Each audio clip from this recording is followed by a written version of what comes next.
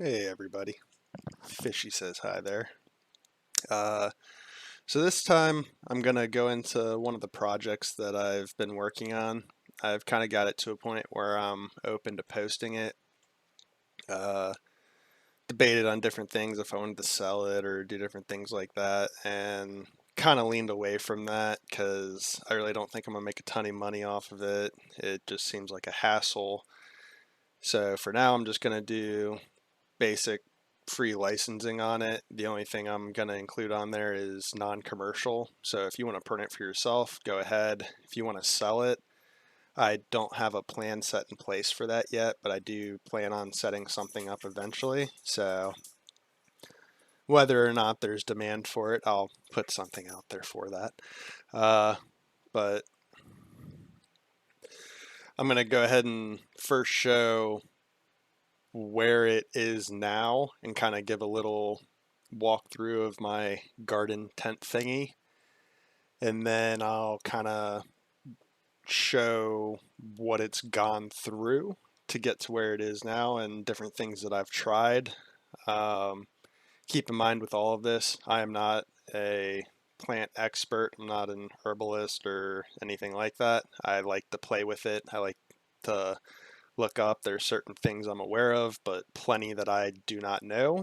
Um, for example, with this setup, putting it with the fish water, you're not really going to be able to do fruiting plants like tomatoes, peppers. This flower, I don't think will actually bud. It'll continue to grow, but it won't actually bud. You'll need to add phosphorus and one other thing I can't remember, but basically two things you need to add to it, and it doesn't really hurt the fish too much. It's just kind of annoying, so why do it? You can just kind of do regular leafy greens in it all you want, or just like I am, use it to clone or transfer plants like that.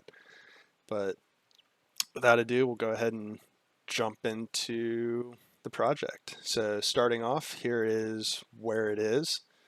Has a little gap there, but I kind of want that there for now. I might make something to print to put in as an air gap. The only thing actually holding this up is the PVC, which I'll show a little bit later.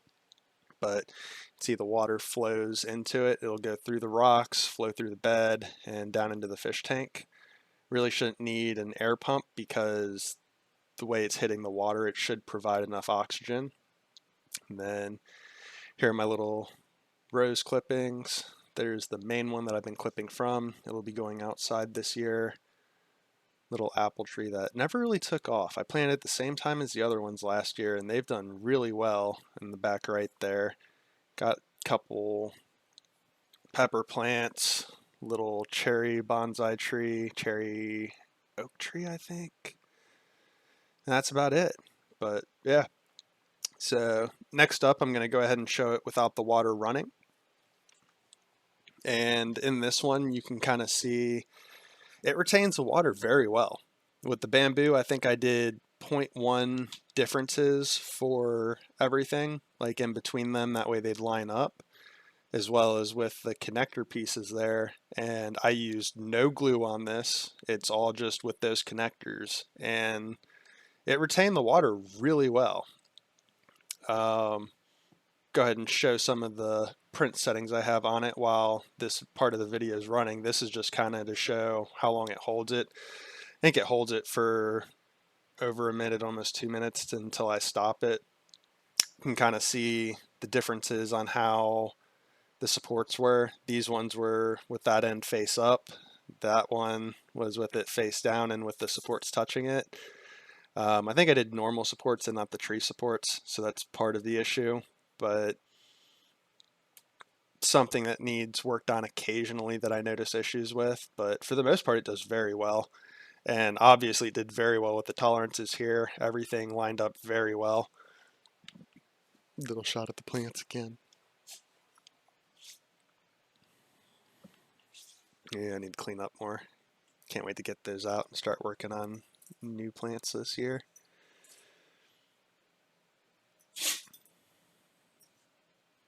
But yeah, it drips here and there, but it holds the water very well. I also made a little filter piece for it, but I left it out just because I don't really need it on it the way I have it set up now. In the future that might change. But here we're jumping into the first iteration that I did with it. Um, this thing was kind of a very simple setup. Got your fish in the bottom. Don't really have a close-up of them with this setup. That goldfish that's in this one was actually in this original setup with his little friends that were alive at that point in time. And then move on to my second stage setup. This one was in a smaller tent, just have a little pea plant in there. This one, I did my solid filtration there. So had the fish in the bottom, water would flow up. There was that would go into the center and then go up where it's exiting to go to the plant there. So all the solids would float to the bottom, and then I would just use a simple siphon to suck up the solids every once in a while. That one didn't last very long. I got lucky and found a bigger tent for cheap. And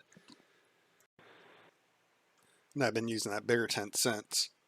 So here's the first setup I did in the bigger tent. I went really crazy with this one. So we'll go ahead and start at the bottom. The very bottom there, under everything, my water reservoir had a single pump in there. Pump would go up the PVC. You can see it in the very back there. And then it would split at the T. One set would go off left. It would hit the valve there. I kind of had to regulate it a little bit because my bell siphon at the bottom of the plant bed where it's going it was a little finicky to say the least, but I got it there. So the way this is, it would fill up with water and then it would start draining into the bottom. When it got to the top of the pipe of the bell siphon, it would drain. The bell siphon would cut it off, supposedly. Didn't always work out, but most of the time it would cut it off. And then it would go through that process over and over without any supposedly human input. The other side of that, it would feed down into the fish tank, and then it would rest at the top there. I didn't want it touching the water. I had issues with it overflowing. And at the other end of the fish tank, there's a pipe that goes in. I used just regular Tupperware containers or whatever for it. It was easier to drill holes into. I didn't have to worry about cracking glass or anything like that. But that would make it so that the water would have to flow to the bottom because the pipe would go, when it got inside of there, it would go down as well to the very bottom. So all the waste would flow from the back of the tank at the top to the bottom of the tank on the front. And then it would go up and down into there. I had to leave that part open as well because if you closed it off, it would cause issues with the plumbing and cause it to overflow. But it would flow down into my solid filtration system there. It would spin, solids would fall to the bottom, and then it would all go through the cycle again. I really liked that setup. It was very nice. It was kind of a pain though because the way I had it set up, I only had that big bed in there. If I had a taller setup, actually, I might even set it up again in a little bit different way with smaller beds in general to do microgreens, but it's a hassle and I don't know if I'm going to set that up again. Maybe at some point, but for now I like my little setup. And that brings us into the start of this one. Started with just my fish hooks. Those ones I have posted separately. If you use those, I suggest you do more walls than infill. And I suggest PETG over PLA. I don't guarantee anything, but it works for me. Originally, I had them going long ways and eventually decided I wanted more strength instead of worrying about it. This was like that for a few months and they didn't really bow that much. It still gave me peace of mind to have them running the other way. That way I had more support in general. And with this old setup, it did look a little bit more dirty. It would kind of get there. The water itself was clean, but algae would build up on the sides. But overall, it did a pretty good job. Um, Going forward, and kind of see, this is where I got into printing the actual top for it. I'd seen some online, but none of them really fit your printer. You would have to cut it up. They just kind of had, here's a box and it does it. This one, I made it so that it's easy connectors. You don't necessarily have to use every single one of the pins that you see in it. I filled most of their spaces, but they're more just to help you align it to fit the connectors in. Of the connectors, I recommend using the ones with the little hole in the top of it because you can take them out if you screw it up. Well, you can take them out easier, or you have a chance of taking them out, I guess I should say. The other ones, I could not remove them. I had to nix that whole setup. But other things I didn't like that I did with it, I rounded the holes, and also they were only that custom size hole instead of 3/4, a few of the 3/4 inch ones that I included. These ones are just so you, if someone wants to design something to hold it in place over the fish bed or where the fish bed is, whether it's a cover or bedding or something to hold the bedding or something along those lines. But with it being rounded, it didn't do the job that I wanted. It didn't feel like it would secure anything in place. So I got rid of that rounding. It made it better for the printing and it looked smoother when I did it upside down like that. But that's about it. It didn't really serve the purpose I wanted, so I changed that along the way. And with this one, you can also kind of see where I have the rows in there. That one I actually plucked out and put in the new setup. A bunch of watercress, I believe. It's whatever seed I just kind of threw in there to have something growing and filtering the fish water, or helping filter the fish water. And then the green onion as well.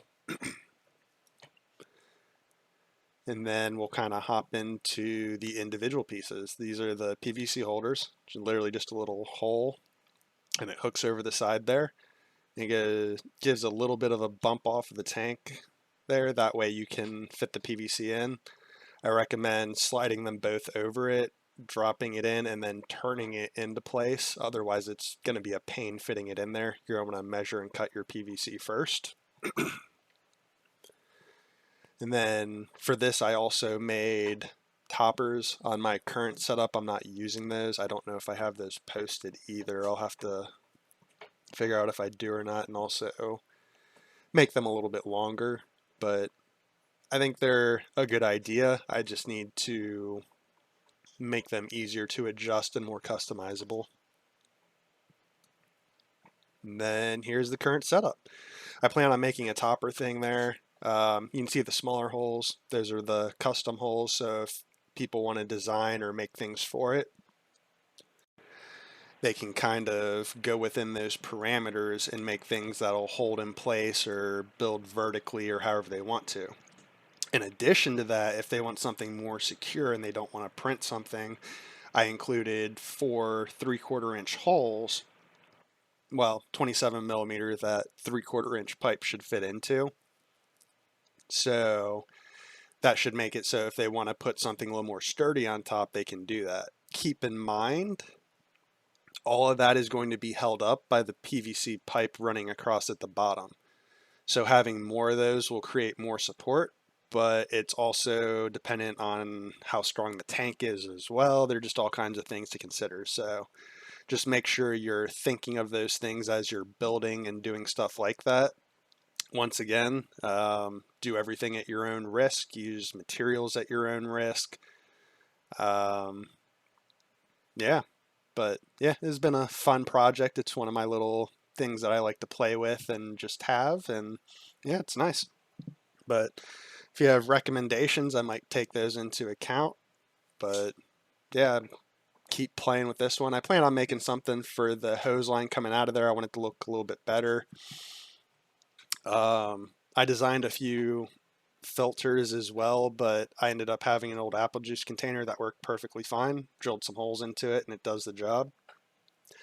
I think the only adjustment I make to it the way it is now is I think I might cut that down so that it's level with the top of it, make a cover to go over it, and then make something that goes on the hose there. That way I can turn it to fill up cups or something, or even just have it elevated above it so it's shooting in and I can fill a cup up if I need to. Because I like taking the water out of this and pouring it into the plants occasionally. And the only real cleaning that I've ever done with this is I just add water from the dehumidifier. That way it's always the same water going back into the system. Um, his just got cleaned because it got a little far, and I wanted to put the new system on it and see how it did. And we'll see how long it goes. I might do an update video here in a month or so, but just know that cleaning is to a minimum when I do it. With his, if I put rocks in the bottom, it might be a little bit better. It's going to build up algae a little bit no matter what because I have light surrounding his little aquarium, but it does a pretty good job. It's kept him going pretty well. Other than that, everyone have a good one and take care. See ya.